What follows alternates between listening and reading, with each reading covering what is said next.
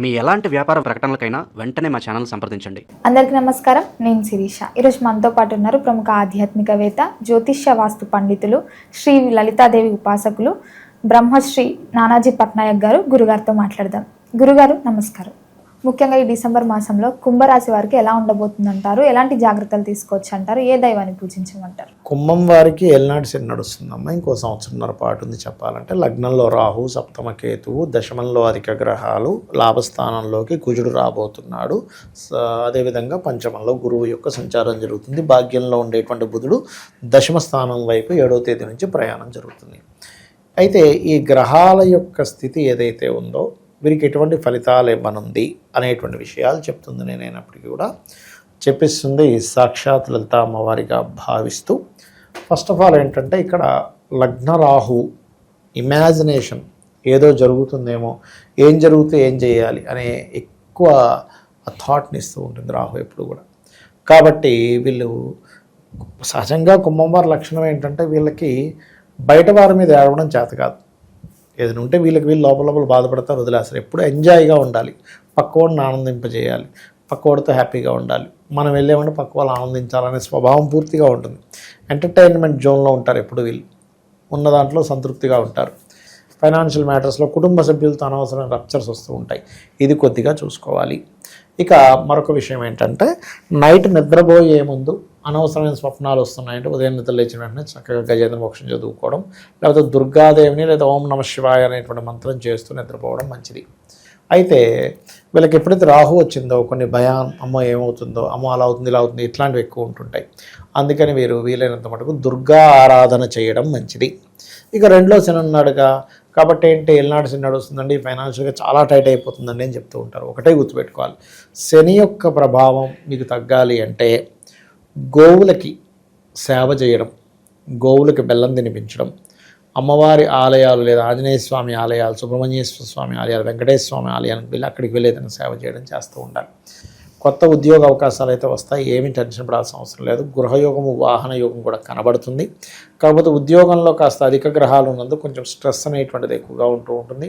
సంతానం కోసం చేసే ప్రయత్నం ఫలిస్తుంది, కానీ స్ట్రెస్ కూడా ఉంటుంది. ఎందుకంటే పంచమంలో ఉండే గురువు ఈ 2 గ్రహాల ఎనర్జీస్తో ఉన్నాడు కాబట్టి సంతానం కలిగి అదే ప్రెగ్నెన్సీ అయినట్టు అయ్యి కొంచెం మిస్ అవ్వడం, మళ్ళీ ప్రెగ్నెన్సీ అవ్వడం, అంటే సెకండ్ టైం అయ్యి అప్పుడు సక్సెస్ అవ్వడం, ఇటువంటివి కనబడుతున్నాయి. కాబట్టి ఈ యొక్క విషయాల్లో జాగ్రత్తగా ఉండాలి. అలాగే జీవిత భాగస్వామికి కూడా కొంచెం ఎలా ఉంటుందంటే కొన్ని విషయాల్లో ఇప్పుడు నాకు ఇది వద్దు, కొంత వైరాగ్య ధోరణి. ఎందుకంటే సప్తమ కేతువు కదా, వీళ్ళు వివాహం చేసుకుంటా అన్న అవతల వాళ్ళు ఎందుకో యాక్సెప్ట్ చేయరు. కొంతమంది చూడండి, వీళ్ళు చెప్తారు వాళ్ళకి ఇక మిమ్మల్ని వివాహం చేసుకోవాలంటే అవతల వాళ్ళు తొందరగా రెస్పాన్స్ ఇవ్వరు. ఎందుకంటే వీళ్ళకి లగ్నరాహు సప్తమ కేతువు కదా, దీనివల్ల డౌట్లు పెరిగిపోతుంటాయి. ఎందుకు వద్దంటున్నారు, ఆ రోజు వాళ్ళిద్దరూ మాట్లాడుకున్నారు, అక్కడ ఏమైనా నా టాపిక్ వచ్చిందా, ఆ రోజు నుంచి సరిగ్గా పలకట్లేదు, ఇది ఎందుకు అయింది అంటే రకరకాల. మనిషికి ఎలా ఉంటుందంటే నిజంగా ఊహలు ఎక్కువగా ఉంటాయి. ఈ రాహు ఎప్పుడైతే రాశిలో సంచరిస్తుంటాడో ఈ ఊహలు పెరుగుతూ ఉంటాయి. ఈ ఊహా సంబంధించినటువంటి విషయంలో తొందరపాటు పడి చేయకూడదు అనేటువంటి విషయాన్ని గుర్తుపెట్టుకోవాలి.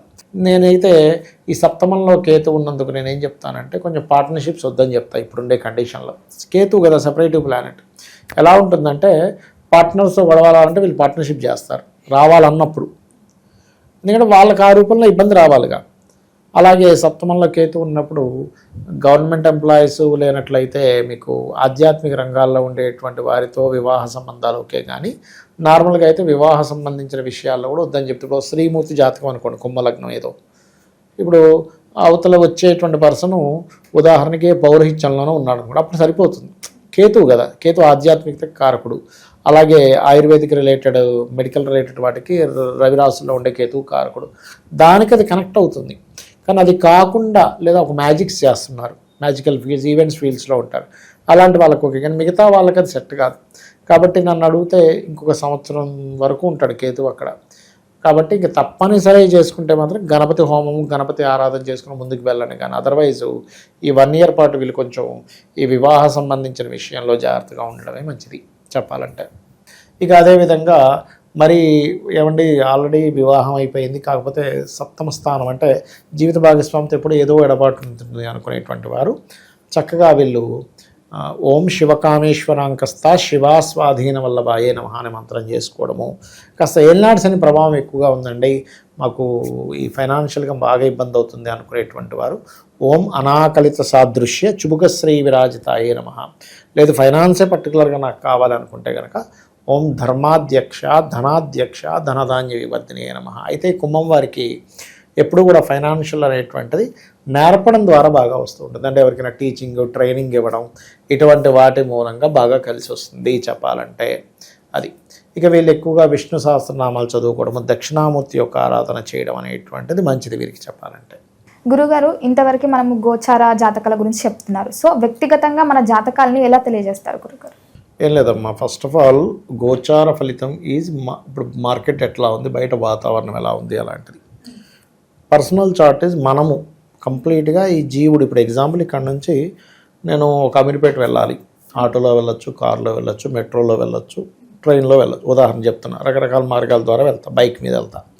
అసలు నేననేవాడినే శక్తి లేదు, నాకు జ్వరం వచ్చింది, ఎలా వెళ్తా? మన నీరసంగా ఉంది, నేను వెళ్ళలేనంట. అంటే ఇన్ని ఉన్నాయి. కానీ అదే గోచారంలో ఇప్పుడు క్యాబులు బంద్ అయ్యాయి, ఆటో ఆప్షన్ ఉంటుంది, ఆటోలు కూడా తిరగట్లేదు, ఫ్రెండ్ బైక్ వేసుకొని వెళ్ళొచ్చు, నా బైక్ ఉంటే వెళ్ళొచ్చు, అవునా? అంటే ఏదో ఇంకొక ఆప్షన్లో మనం వెళ్తాం, గోచారం సరిగ్గా ఉండాలి. కానీ మనమే సరిగ్గా లేకపోతే అసలు ప్రయాణమే జరగదు. అలాగే పర్సనల్ చార్ట్ ఈజ్ మనం పుట్టినప్పుడు ఏ గ్రహాలు అయితే ఎక్కడెక్కడ ఉన్నాయి, మనం పుట్టినప్పుడు ఉండేటువంటి లగ్నం ఏమిటి, నక్షత్రం ఏమిటి, దశలేం నడుస్తున్నాయి, ఎటువంటి యోగాలతో జన్మించాం, ఇవన్నీ ఎలా జరుగుతాయంటే పూర్వజన్మల్లో మనం చేసుకున్న కర్మ ఆధారంగా ఇవన్నీ ఏర్పడతాయి. అంటే మనం మంచి రాయల్గా ఉంటాయి ఇంట్లో, మంచి తల్లిదండ్రులు, మంచి వాళ్ళతో పుట్టామంటే లగ్నం బాగుందని అర్థం. మంచి సంపాదన, కొంతమంది చోటు పెద్దగా చదవకపోయినా బాగా సంపాదిస్తారు, లక్షల కోట్లు సంపాదించేస్తున్నాడు. తీరా చూస్తే 7వ తరగతి చదువుకున్నాడు. నేను చూసే ఒక జాతకం 3వ తరగతి చదువుకున్నాడు, ఆయన సంతకం కూడా పెట్టరని రాజు, నెలకు ₹1,00,00,000 సంపాదిస్తున్నాడు.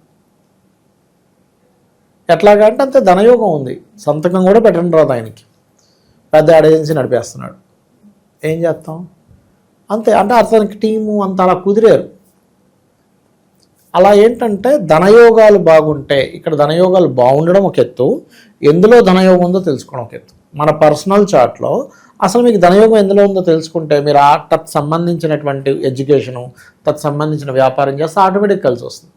ఇక మనం ఎప్పుడు మనకి డబ్బులు ఇబ్బంది వస్తుందంటే మనకి కలిసి రాని దాంట్లో మనం వేలు పెడతాము, అది మీకు కలిసి రాదు. ఎలా వస్తుంది? ఇప్పుడు భూమి లోపల ఇక్కడ వాటర్ పడతాయంటే అక్కడే తవ్వాలి, ఇంకో దగ్గర తవ్వితే ఏమవుతుంది? శ్రమ, ధనం వేస్ట్, శ్రమ వేస్ట్. ఎలాగో ఇది కూడా అంతే. అలాగే కొంతమందికి అన్నదమ్ములతో గొడవలు ఉంటాయి. ఎందుకు ఉంటాయి అంటే మీరు పూర్వజన్మలో చేసిన అన్నదమ్ములతో నక్కచెల్లెలతో చేసిన గొడవలు ఈ జన్మలో కర్మ రూపంలో వస్తుంది. అలాగే ఏం చదువుకోవాలి, అసలు ఏ దిశలో మీరు ఇల్లు కట్టుకుంటే మంచిది, ఆల్ డైరెక్షన్స్ ఈజ్ గుడ్. కానీ ప్రతి ఒక్కరికి ఒక డైరెక్షన్ మీకు అద్భుతమైన యోగాన్ని ఇస్తుందని ఉంటుంది, అది తెలుసుకోగలరు, అది పర్సనల్ చార్ట్లో తెలుస్తుంది. అలాగే సంతానం అభివృద్ధి అవ్వాలంటే ఏం చేయాలి, సంతానం ఎందుకు లేట్ అవుతున్నారు, ఎలాంటి సంతానం పొందుతారో మీరు ఇప్పటికిప్పుడు జాతకం ఇస్తే ఎవరిదైనా, నాకు తెలియదు, మీ ఫోన్లో ఏదో ఒక నెంబర్ ర్యాండమ్గా తీసుకోండి. ఇప్పుడు మీరు ఫోన్ ఓపెన్ చేసి ఆయన్ని ఒక ర్యాండమ్గా కొట్టమంటే కొడితే వాళ్ళ సంతానం గురించి ఇప్పుడు చెప్పచ్చు. ఎలా ఉంటారు, అమాయకంగా ఉంటారా, లేకపోతే స్పిరిచువల్గా ఉంటారా, అగ్రెసివ్గా ఉంటారా, ఫ్యామిలీని వదిలిపెట్టి ఉండడానికి ఇష్టపడతారా, ఫ్యామిలీతో ఉండడానికి ఇష్టపడతారా, అన్నీ తెలుస్తాయి. అట్లా సంతాన అభివృద్ధికి ఏం చేయాలి, అసలు ఎప్పుడు వివాహం చేసుకుంటే మంచిది. ఇప్పుడు చాలామంది మ్యారేజ్ మ్యాచింగ్స్ చూసామండి కానీ డివోర్స్లు అయిపోతున్నాయి అంటాం కదా. కారణం ఏమిటి అంటే వాళ్ళు కేవలం మ్యాచింగ్స్ చూస్తారు, కానీ వాళ్ళకి సరైన సమయమా కాదో చూడరు. This is right time or not. ఇప్పుడు IAS exams, IPS, civils exams start అయింది, నేను వెళ్ళిపోయి రాస్తానంటే ఎట్లా? నేను ఫస్ట్ ప్రిపేర్ అవ్వాలిగా. నేను ప్రిపేర్ అవ్వకుండా వెళ్ళిపోయి రాసేసి నేను ఫెయిల్ అయ్యాను, ఇదంతా చీటింగు, అసలు వాడు ఏం దిద్దుతున్నాడు ఏంటో అంటే నేను ఫస్ట్ ప్రిపేర్ అయ్యి వెళ్ళాలా. అట్లాగే వీళ్ళకి వివాహ యోగం నడుస్తున్న సమయంలో వెళ్ళరు, చేసుకోరు. వివాహం నడవని సమయంలో వివాహం చేసుకోవడము, మంచి ముహూర్తం పెట్టుకున్నాం, మ్యాచింగ్ చూసాం, 36కి 18 వచ్చేసి అయినా కానీ ఎందుకు విడిపోయారు అర్థం కావట్లేదు బాధపడుతూ ఉంటాం. అదేవిధంగా బిజినెస్ కానివ్వండి, జాబ్ కానివ్వండి, ఇన్వెస్ట్మెంట్స్ కానివ్వండి, విదేశాలకు వెళ్ళే యోగం కానివ్వండి, లైఫ్లో వచ్చేటువంటి అప్ అండ్ డౌన్స్ కానివ్వండి, ఇవన్నీ మన పర్సనల్ చార్ట్లో తెలుస్తాయి. సరే నాకు జాతకం లేదు, ఏమీ లేదు, నేను సింపుల్గా ఒకటే చెప్తా, మీరు నిత్యము ఉదయం సాయంత్రం అమ్మవారి ఆరాధన చేయండి, లలితా సహస్రనామాలు చదువుకొని అమ్మవారి మీద పూర్తి నమ్మకం పెట్టుకొని, అమ్మ నా పని నేను ధర్మంగా చేసుకుంటూ వెళ్ళిపోతాను, నీదే బాధ్యత అనుకుంటే వెళ్ళిపోండి, ఆవిడ అన్నీ చూసుకుంటుంది. నీకేమీ తెలియదు అనుకుంటే, తెలుసు కొద్ది గొప్ప శాస్త్రపరంగా ఏం తెలుసుకుందని ముందుకెళ్తున్నావు, ఈ హెల్ప్ తీసుకోవచ్చు. అట్లా గురుగారు ఓవరాల్గా తెలియని విషయాలు ఎన్నో తెలియజేసినందుకు ధన్యవాదాలు. శ్రీమాత్రే నమః.